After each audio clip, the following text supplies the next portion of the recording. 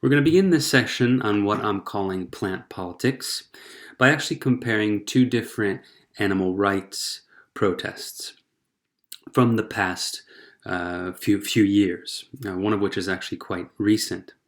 And I want, as we're looking at these two protests, I want us to keep in mind or start thinking about the difference in strategy and the difference in emphasis, but then also think about the ways in which thinking about plants and agriculture might become a central part of not only our economic focus, but also our politics and our ecological politics, and one of the keys to combating global warming and climate change. So all these ideas we're going to move towards in this session, but I want us to start by comparing these two protests. So let me show you the first. This happened just a couple years ago. This is a number of PETA activists, people for the ethical treatment of animals.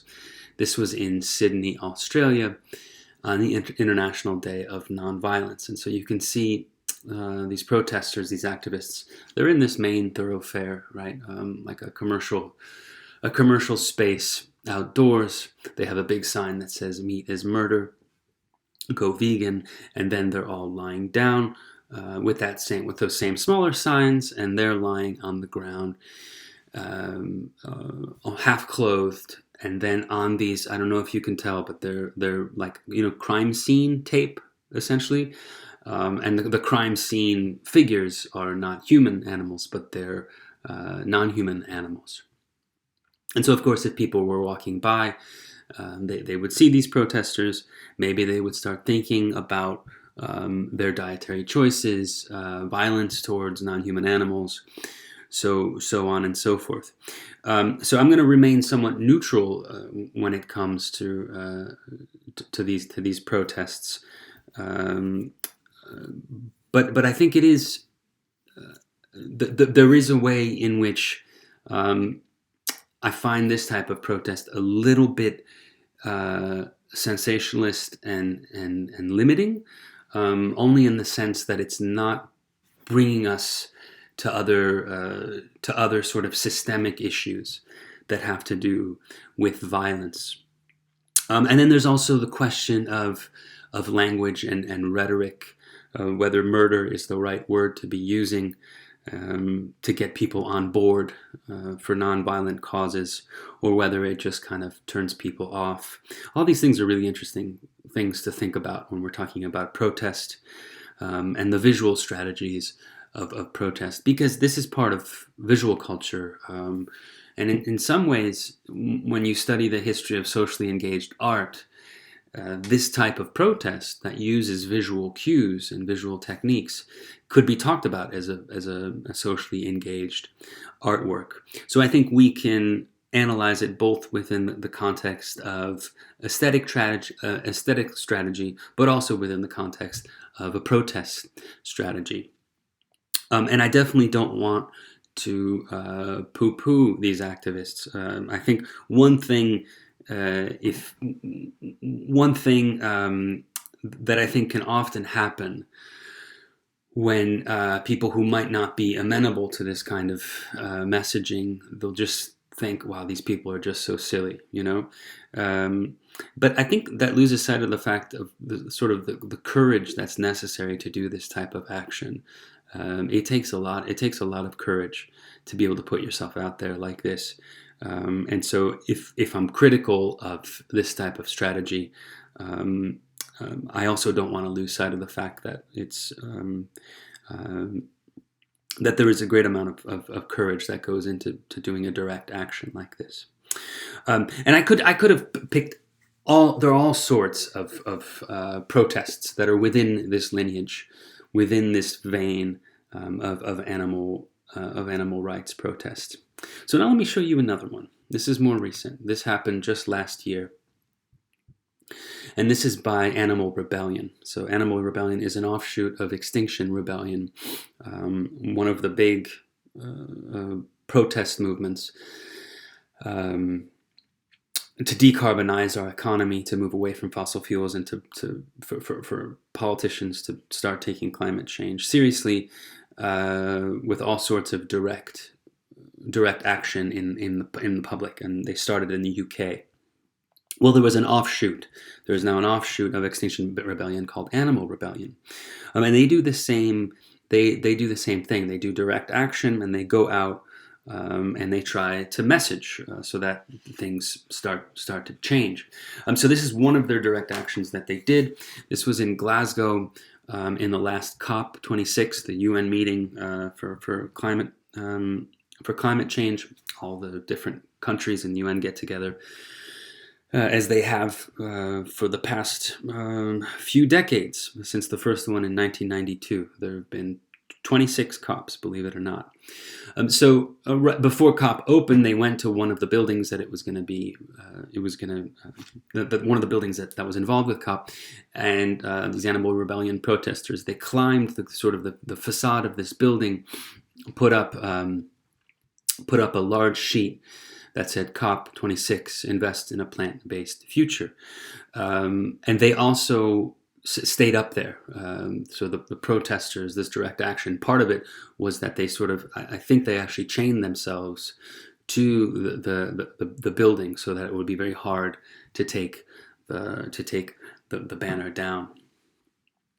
And so what are the differences between this form of direct action and the previous one that we just saw, this one by PETA? So this is PETA, a really well-established organization that fights for animal rights, and now this is Animal Rebellion, which is much more of a grassroots emerging organization that's fighting for animal rights, but I think you're seeing they're placing it within a larger context. So they say it pretty expressly. If you read a little bit about Animal Rebellion, and these are people that they're academics, they're business people who decided to leave their business careers to focus on this. They're students. There's thousands of people involved, but it's much more of a grassroots kind of movement. And they say expressly they want everyone to become vegan. They want everyone to become plant-based. But like Extinction Rebellion, their focus is not on individual choice. Their focus is not on this kind of messaging. Their focus is much more geared towards systemic change.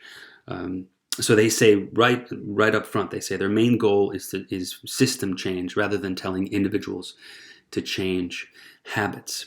And so we're seeing a shift here, or a different type of strategy, away from messaging that has to do with individual choice, and towards a messaging that has more to do with the current larger forces in society and the economy and politics, that have a lot more say and a lot more power when it comes to emissions, and the climate and the climate disasters that we're finding ourselves in, and we've been studying all semester long. So two very different strategies, and one is more based within sort of a negative kind of messaging, whereas the other one is based much more in a positive form of messaging. So the language of investing, and also thinking about a future that would be plant-based, is very important as like one of the key strategies for fighting greenhouse gases and deforestation and all sorts of other ecological forms of violence that contribute to climate change and global warming. So I think that's also quite important, at least in the different ways in which these messages are unfolding within these protest movement. So it would be interesting to hear from others, from everyone in the class, the different differences that they're seeing between these two types of strategies of public direct action, and whether or not one, it might be more effective than the other, or it's possible that we need both, that both types of protests working in tandem can be productive and be constructivist. It can be constructive.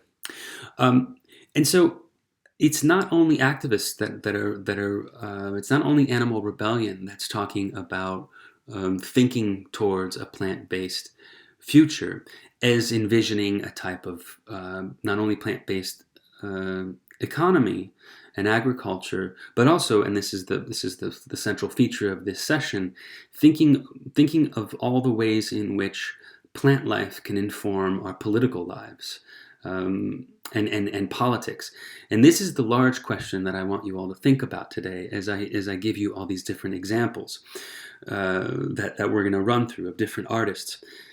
At first, it sounds crazy. Like, what in the world do plants and trees have to do with politics and democracy and so on and so forth, right? But the more you stop and think about it, the more you realize, well, actually, plant life plays a pretty major role in the way in which our lives unfold, especially in a city, but also in non-urban spaces. They play a major role within the development of our economies and our agriculture, and in the most basic sense, like our own health and our food systems. To think that our food systems and food empowerment or food justice movements have nothing to do with politics sounds really silly, and so it makes all the sense in the world to start thinking about politics to include non-human plant life within the ways in which we think about our own political lives. So if at first it sounded crazy, maybe it's not so crazy. And I think the Animal Rebellion campaigns that put a focus on transitioning towards a plant-based future, there's a lot to be said about this, and there's a lot to think through. And they're not the only ones, right? So these are activists, but if we go up to the highest level, if we look at the International Panel for Climate Change, and every few years, the IPCC, they bring out reports about climate change. And the most recent one just came out. The 2022 just came out. The mitigation of climate change report just came out. And there's a big focus in one of the section. A whole chapter is simply on agriculture. And they say, if you read this report, they say very plainly that the agricultural sector, there's a major opportunity to combat climate change and greenhouse gases and global warming by changing the food systems, especially the food systems that feed the so-called developed world, like the United States and Western Europe, and so on and so forth. They even say that one of the biggest ways in which we can fight climate change and global warming is through moving towards a plant-based economy. And they already said this in 2019. They said that the consumption of healthy and sustainable diets, such as those based predominantly on plants, like grains, pulses, and vegetables, and nuts, and so on and so forth, presents one of the major opportunities for reducing greenhouse gas emissions. So even at the highest level of intergovernmental organizations like the IPCC, whereas in the past, I think they largely focused on fossil fuels, and this is, of course, incredibly necessary. One of the first things we need to do is to keep fossil fuels in the ground. But now they're also talking about agriculture, and especially animal agriculture, which is by far the most polluting and the largest emitter. They're also placing their focus on this, and they've even come out and said we can't fix the environment by only focusing on fossil fuels. We also have to fix our food system and our and the emissions that come from agriculture. And in 2016, there was a big study that came out of Oxford University that I remember made quite a splash. That argued and that showed that moving towards a plant-based economy would have a major effect on our planet, and not only in human health. So especially in Western societies, or so-called developed societies, that have certain dietary patterns that are very high in animal products and very high in processed foods. Transitioning towards a more green, plant-based food system would reduce global mortality by some 6 to 10%. It would also be an incredible saver for the economy, because you think about it, think how much is spent on healthcare and on illness. They project that moving towards healthier plant-based diets would save a lot of cost on health. And then, of course, the other thing, and the major thing, one of the major things, is that a shift towards a plant-based economy, they argue, would lower greenhouse gas emissions. They project out to 2050, but they say they would lower greenhouse emissions from 30 to 70%. So that's a lot. So there's a big opportunity here, right? There's a big opportunity here to involve plant-based economies and plants within the larger ecological politics that we've been discussing all class long. And so this is how we're going to be approaching the work this week. I thought I'd bring in this other protest by Animal Rebellion, where they actually go to one of the last slaughterhouses in, I think this was Sheffield in the UK, and they try to stop the truck from transporting the animals, and they put up banners, and it's this banner that I find to be an interesting messaging, which I think hooks up to a lot of what I've just been talking about. And it's a nice, pithy, really sort of straightforward saying, "Gardens, not slaughterhouses." It's very nice to my mind. Gardens, not slaughterhouses. And so I think this emphasis on gardens over previous forms of industrial of an industrial animal-based food economy.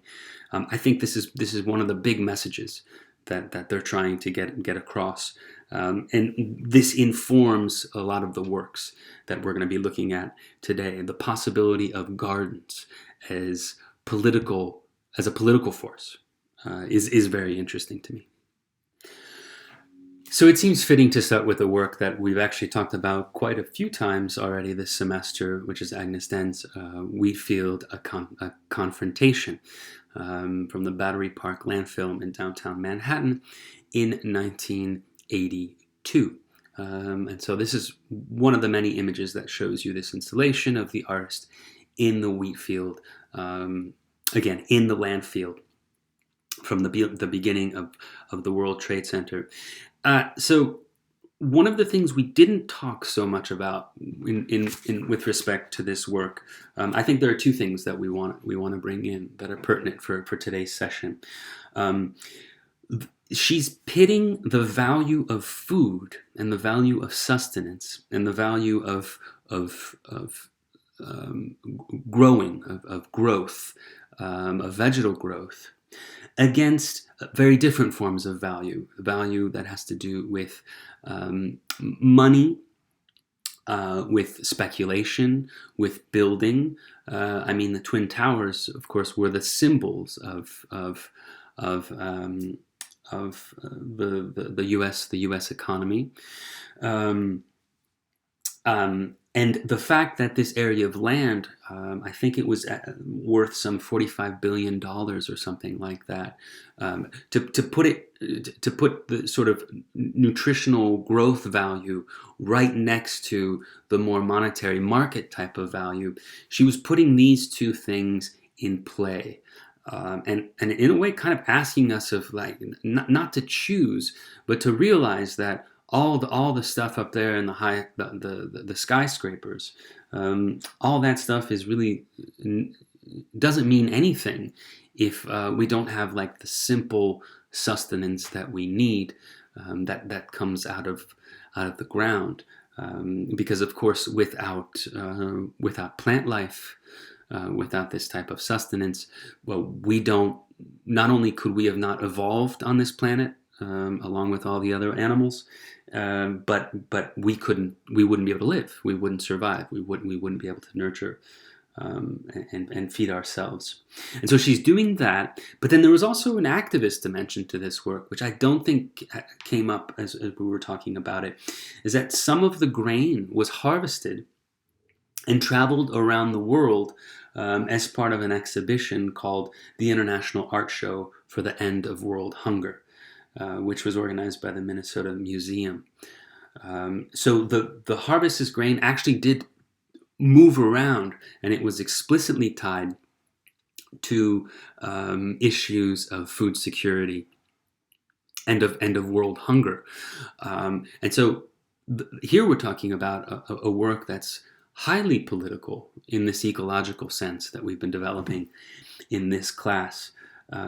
So it's one of these classic land art or earthworks, but unlike some of the other earthworks, this one is directly involved with and highlighting issues of food security and the political dimension of food security. 1982 seems to be a key date for plants in advanced art practices. So 1982 is also the year that Joseph Beuys started his 7,000 Oaks project in Kassel, Germany, which involved exactly what you would think. He had the plan to plant a bunch of oak trees. This is in Kassel, Germany. But Joseph Beuys had this idea of what he called social sculpture. So he thought that everybody could be an artist and anyone could do this stuff. And so he thought like people would start planting oak trees on their own, and the project would then be done once the 7,000 oak tree would be planted. So there's a number of ways in which Beuys understood this project, one of which I think unavoidably has to do with a confrontation between the city, the city and plant life, and a sort of a greening of the urban ecology, something that we think about more and more. But also the idea of green politics, because Beuys was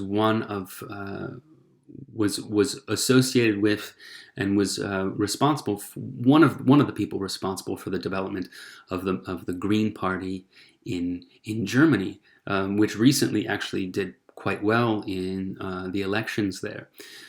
So here we have a work in an artist that has to do with plants, that has to do with trees, and sort of a greening of the urban environment.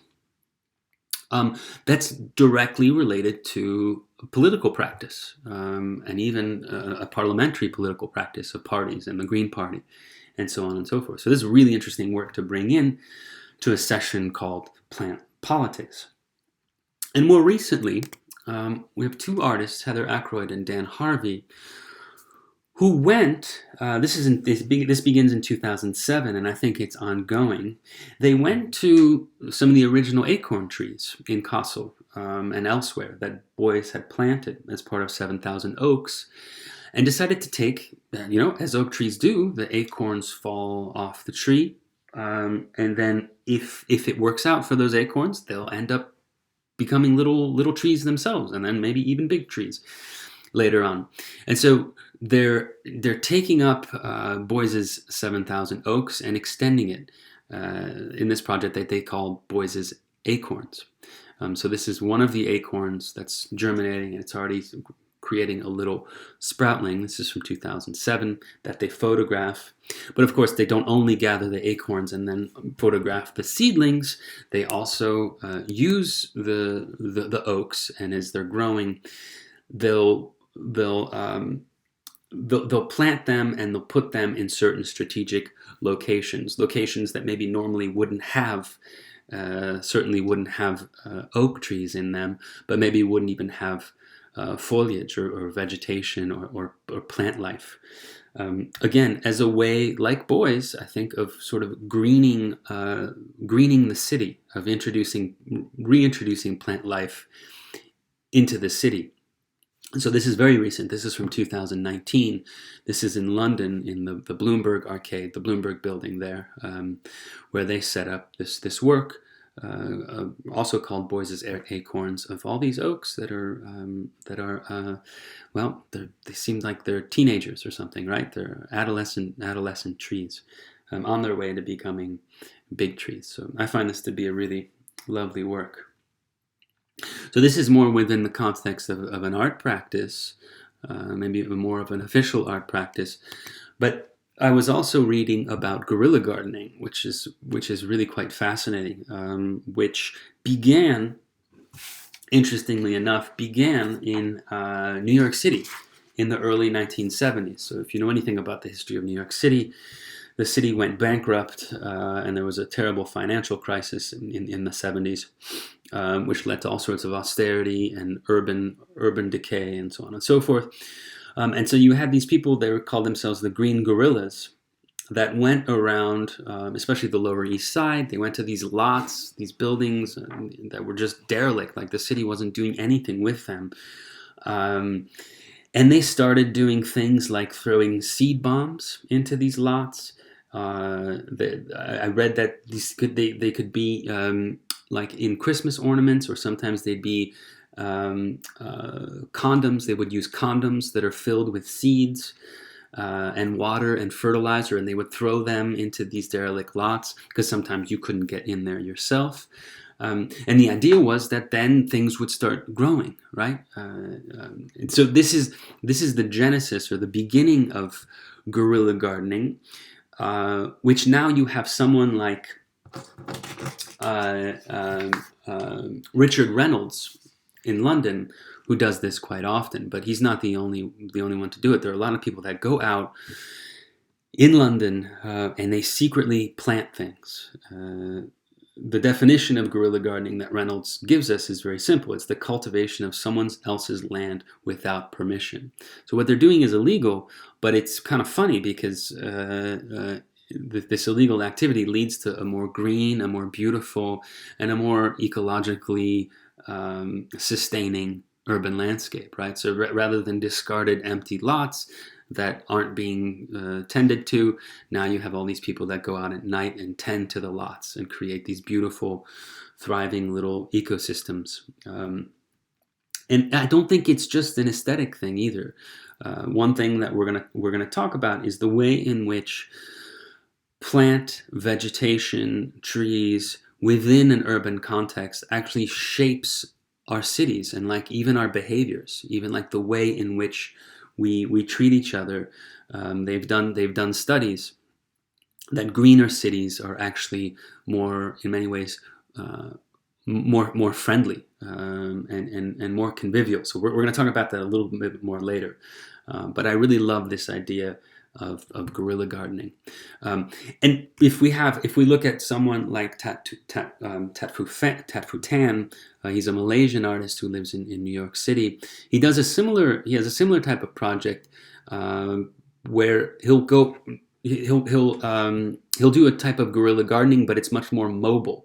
So he'll get these discarded shopping carts, which he finds them to be rich in symbolism. Like a discarded shopping cart for him means all sorts of things. It means like big chain stores. It means like industrial foodways.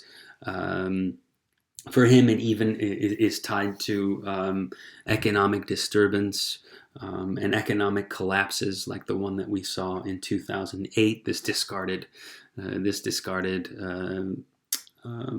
shopping cart. So it's a really rich symbol for him, and he fills it with plants and what he calls edible gardens. So these are plants that we can eat and we can nourish ourselves with, and he'll leave them throughout the city. He's also influenced by these ghost bikes that we often see. These bikes that are memorials for people that died in a crash on a bike. I'm sure you've seen these white bikes around the city. so he was inspired by this, and he thought, well, why can't we leave ghost shopping carts, but shopping carts that then will be able to sort of nurture and feed people. So these are, in fact, edible sculptures, I would say. So it's a really fascinating, concept and artistic practice. And so this is his SOS Mobile Gardens, but he has all sorts of different interventions that he does within the city. You can go check out his website. He has it all cataloged, and it's very cool. There are all sorts of ways in which he reintroduces gardens and plant life and edible sculptures in the city. So it's a fascinating practice. So we've talked quite a bit about the political possibilities of plant life within the much larger political ecology of climate change and global warming. We've talked about the possibilities of plant life within the more local setting of our city and our urban living, and all these things are really important and really fascinating, really interesting to think about. And I'm going to give some more examples as links of, like, not so much art projects, but activists, food empowerment activists, and social justice movements that are based on equal access to nourishing, health-giving foods. There are a lot of really great organizations just in New York City alone that are doing wonderful work. So I'll put in some links underneath this lecture for that. But now I think we want to move. I think we're going to do a little bit of what we did with the animal session towards the beginning of the semester, and ask ourselves, okay, it's all well and good to talk about plant life as political agents. That's really necessary and really wonderful. But what if we don't actually know what plants are? That our conception of plants are just, they're things that are out there, they're good for the air, and of course they're good for our health. But what if we don't really know what plants are? And so this is really fascinating. If people are interested, there's been a movement recently in the past 10 years of philosophers working on plant life and what they call plant intelligence, who really want to do away with the conception of animals, including humans, as being on one side, and then everything else is just like objects out there in the world that are completely of no interest, other than their functional interests for eating and for the environment and so on and so forth. So you have philosophers that are starting to think about philosophy based within plant life and what we're learning about the way in which plants live. And so you also have scientists. We have some scientists that practice what's called plant neurobiology, which is interesting. It's kind of a misnomer because plants don't have neurons. They have no brains, no central nervous system. They have no neurons. All those things are restricted to animal life. So human and non-human animals, what makes us animals is nerves, brains, and nervous systems, along with other things, of course, but that's a central thing that's led to the ability to perform feats of cognition and to think and to feel and to have sentience, right? But you have plant neurobiologists and philosophers who come along and say, well, wait a second, plants also seem to have some forms of sensation, not neuronal sensation, but chemical sensations and stimuli. They can signal. There are forms of plant signaling that we find, that we're going to talk about a little bit with the works that I show you. Amazing defense mechanisms. So we'll talk about that too. And then there's also there's one philosopher. His name is Michael Marder, who's written a lot about plant intelligence, and he argues that plants have non-conscious intentionality, which is very hard to get our minds around. Like when we think of us being,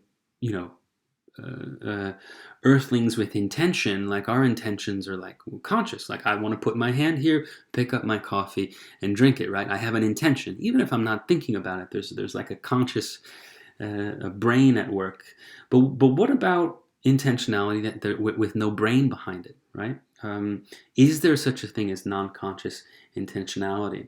I think you're seeing now why on this slide I put weirding plant life, right? Like to start thinking of plant life as having a form of life on this planet, which again, our forms of animal life wouldn't be possible without plant life. That maybe it's stranger and weirder than we think, right? And there are all sorts of ways in which plants are quite remarkable in their own right. And again, when we look at examples, I will give you some anecdotes from this domain of plant neurobiology and plant philosophy. But before we do that, I do want to ask this one question, because this might be something that some of you may want to stop and reflect on and think about. And that's the idea that everything I've just said here, neurobiology, signaling, defense mechanisms, intentionality, what if all this is too animal-centric? What if it's still like within an understanding of life as fundamentally animal?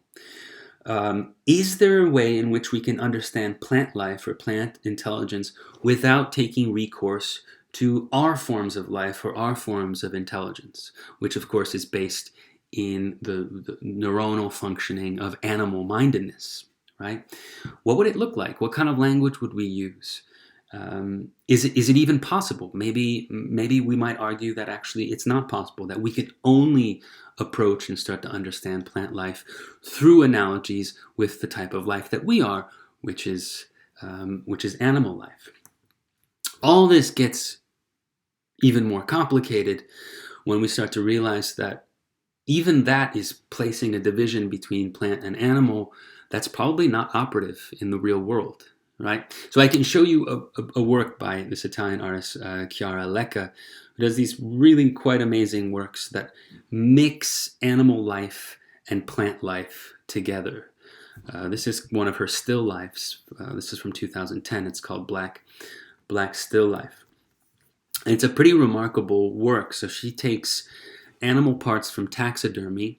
So she doesn't go out and kill animals herself. She recuperates probably discarded taxonomy.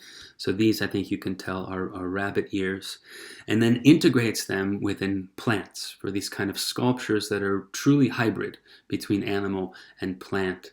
And it's pretty remarkable because before I told you this, you might have thought, oh, well, this is like a naturally occurring plant that has these petals that seem to be like really fuzzy and furry.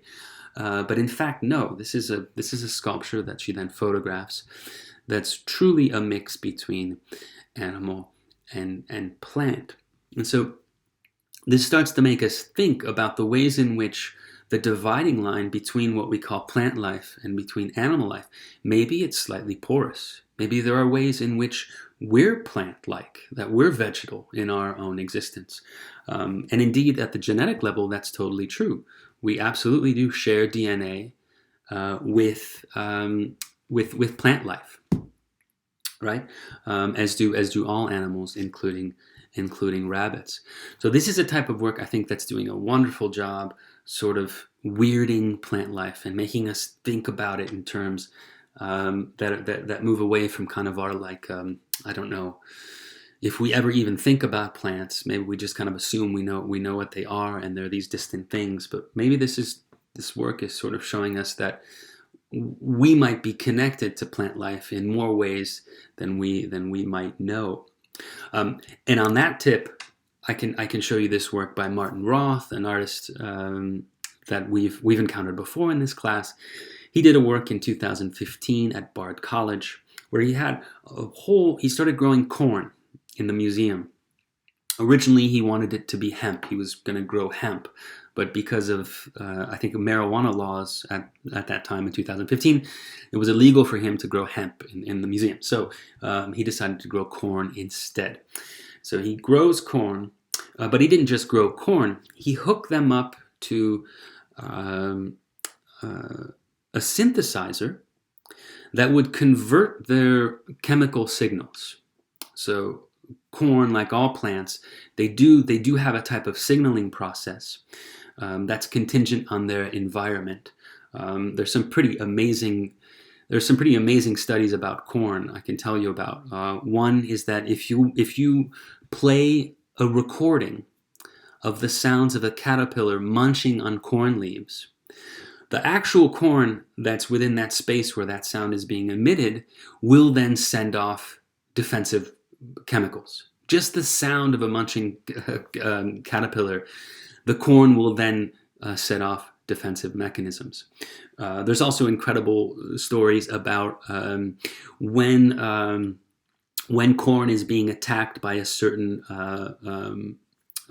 insect or by worms, by caterpillars, they can send off a signal that will then alert a certain type of wasp, and that wasp will come and eat and take care of the insects that are attacking the corn. So in this case, it's a defensive mechanism that's symbiotic with another species.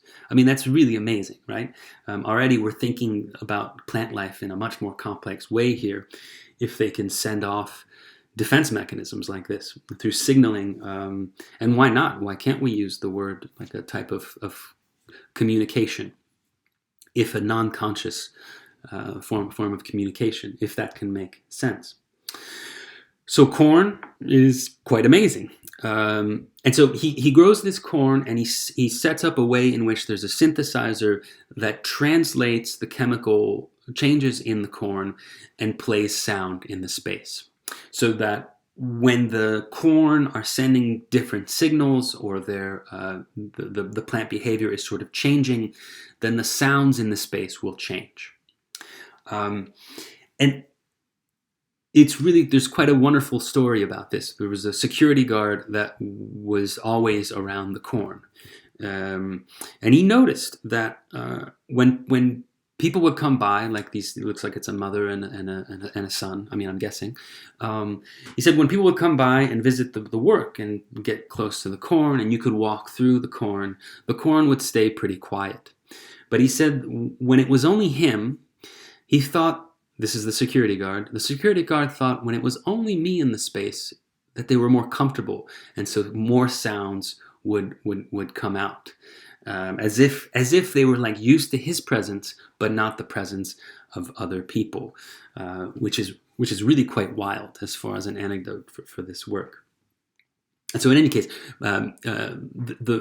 this work by Martin Roth is not only showcasing like the sounds that are translated from the corn, but also the way in which the corn, this non-human form of life, of plant life, can interact with, in various ways, with animal forms of life, us humans walking around it and sort of changing its behavior. So there's like this entangled quality between plant life and human life in this case.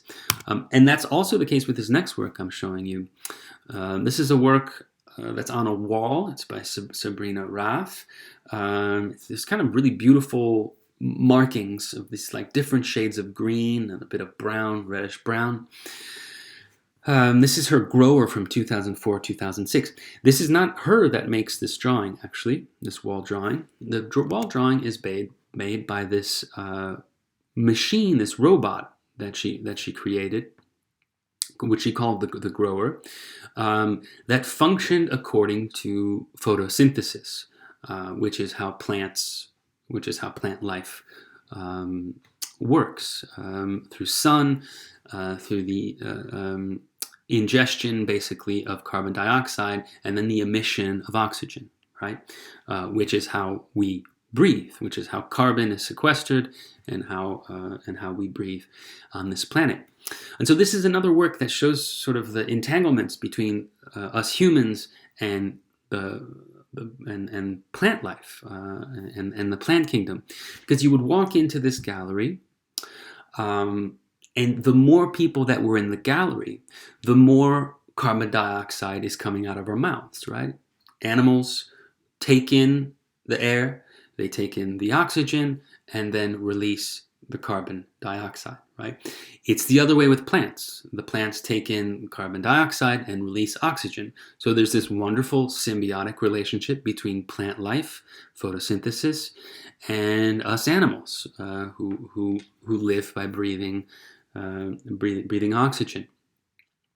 And so, as you can probably guess, the more people in the space, the more CO2 would be emitted, and the higher the lines and the more active the drawing would be on the wall. So when we go back to this image, we can tell, we can almost trace the number of visitors to the room according to the depth and the height of the lines that are being created by this vegetal hybrid robot, right?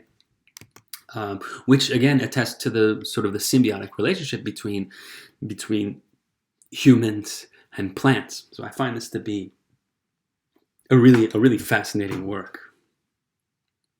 And so now we move to even more overtly like socio-political issues that have to do with plant life, and even more speculative work from artists that have to do with plant life.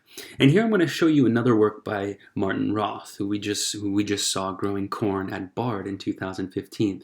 This is a somewhat later work from 2017, which began with this horrible mass shooting event that happened in Las Vegas, which you probably remember, at the Mandalay Hotel in LA. A man had a whole arsenal of guns from one of the rooms in the hotel, and then shot and killed, hurt hundreds of people and killed 58 people in Las Vegas. And so Roth, he went to Las Vegas in the aftermath of this shooting, and for some reason he decided to visit one of the homes of the shooter. And he went to this neighborhood. It was outside of LA, and he went to his home, and he walked around the home, and he noticed the plot of the home itself. Unlike the other homes, I mean, this is out like in the desert, but all the other homes, this is an incredibly wealthy neighborhood. Everyone had artificial gardens, swimming pools, artificial lawns, and so on and so forth, right? So not really artificial, but what I mean is like, without their maintenance, there wouldn't be grass. It would just be desert-like. But when he went to the shooter's house, he noticed that the plot around his house was it was just a desert, and it was just completely barren, aside from a few shrubs that can exist in desert conditions.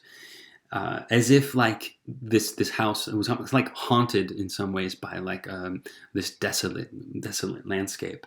It almost makes sense that that this house would be like the nature or the foliage and the greening around the house would be completely bare. Somehow, I don't know, it makes some sort of poetic sense for someone that would end up doing such a dark deed. In any case, so he walked around, and then he kept seeing this one little plant in this otherwise parched lot, and he became fascinated with this little plant. And what he decided to do, this is almost like guerrilla gardening, but in reverse. He secretly went and took the plant. He almost he liberated the plant from this parched, desolate lot that was probably condemned. He took it on the plane back from LA and took it back home to New York City. And he ended up using it in a work that's called, in November 2017, I Collected a Plant from the Garden of a Mass Shooter. This was in a gallery in the Lower East Side. And he took this little plant and replanted it in this large glass terrarium that you would see when you walked into the gallery. So there it is, right in the middle, this delicate little plant. It's quite fragile and quite a lovely little plant.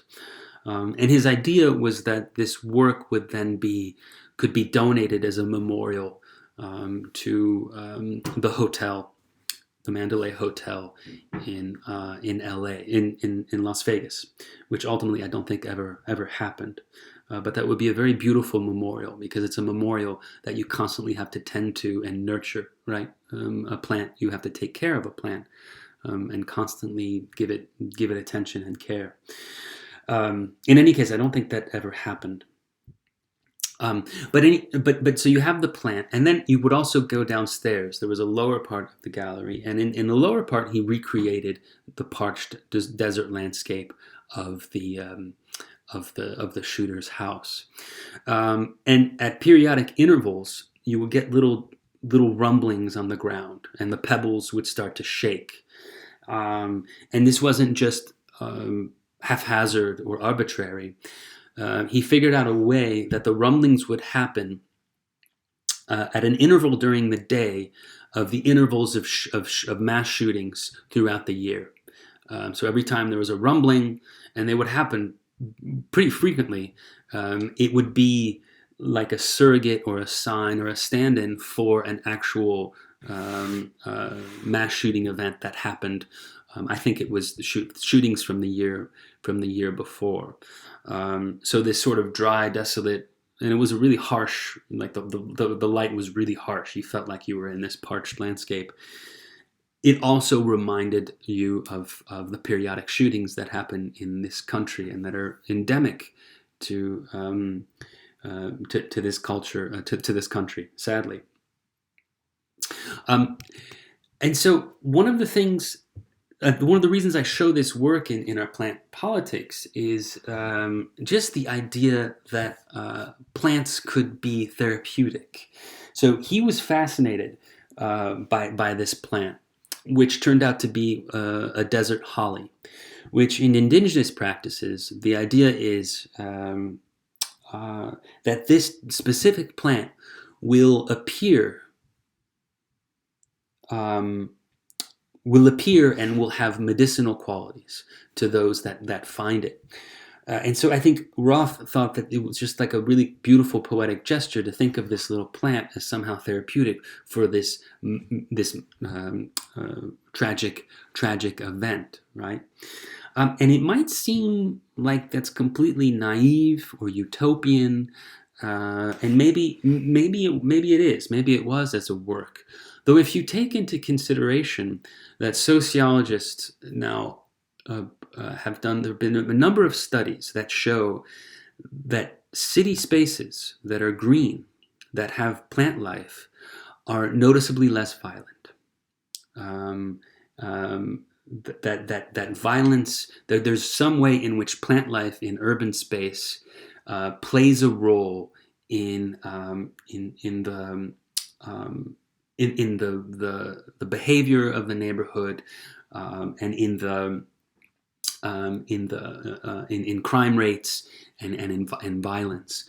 And if that's true, then that alone is an argument for having cities, for integrating plant life within cities, right? And I'm sure we could look at sort of a topographic map of New York City and see the areas that have been completely sort of abandoned and not upkept, and then those that have, gardens and trees on the streets and lots of parks that are maintained, right? I bet you we could find interesting demographic distinctions between those spaces that have to do with class, that have to do with race, that have to do with poverty, and that may very well have to do with crime rates. So if that's true, then this becomes more than simply like a poetic utopian gesture. It's pointing towards the conception of plant life that can help with living together in an urban space. And we can even think of this in the broader context of global warming, right? We know that that human-on-human violence goes up in warmer months, and we know that human-on-human violence is exacerbated by warmer weather. And so there are many sad and scary aspects to global warming. One of which is a warmer planet inherently is a more violent planet. Those who study this are pretty sure that global warming will lead to more conflict and more war around the world. So here, in very concrete terms, cooling off the planet with plants, even if it was just doing away with the deforestation that happens in the Amazon every year, regreening the Amazon, which is the so-called lungs of the earth, would go a long way in cooling off the world. And it would be connected to human-on-human struggle and violence. So this may not be that utopian or poetic of a work. It might actually be pointing us to some profound solutions. And then the final work I wanted to show you is by Maria Teresa Alves. It's called Awaken in Guangzhou, The History of the Earth from 2008. It's a wonderful work, work that points towards politics in the broader global sense, like the way in which globalization moves certain plant species. There's almost the way in which humans have moved around the earth in increasingly far-reaching and complex ways. The more plant life has moved along with humans, right? So human socio-political movement is also the socio-political movement of plant life, right? Along with animals. So this is a really fascinating work. So what she did, she was in Guangzhou, and she took this a pile of dirt that was in a part of the city that used to be a market, going back centuries. It was like like a trading place and a market. And she took the dirt from this space that was being bulldozed, and that was probably being, newer high-rise buildings or newer architecture was about to be built over it and developed. She took that earth and then put it into this corridor of the museum that she was showing. And so the earth itself was mixed up. There was life within the earth that saw the light of day, that otherwise never would have saw the light of day. It would have just been buried underneath some new building. And these plants started flowering, and started growing and germinating, and the seeds were starting to become active again. And so this was her way to show the seeds that are inherent within the ground that were probably moved there, like a long time ago. It was her way of like rekindling our relationship with the movement of seeds. And that's only the sort of little land art installation that she had. Another part of this project, which goes along with it, is this really incredible methodical research that she did about the different plants and the different seeds that you could find in Guangzhou. And she traces where they came from around the world, from Europe, from Turkey, different parts of Asia. She even traces like the political leaders and the explorers and the people that would visit Guangzhou, who likely brought over these technically invasive species or non-indigenous species of plant life. And so she's showing it's almost like a map or a visualization of the ways in which human beings have moved around and taken along with them plant life, and the way in which then plant life also became globalized alongside these increasingly globalized humans. So I find it to be a very beautiful work, and a work that definitely has to do with plant politics, again, in this larger sense of plants within economies and the history of globalization.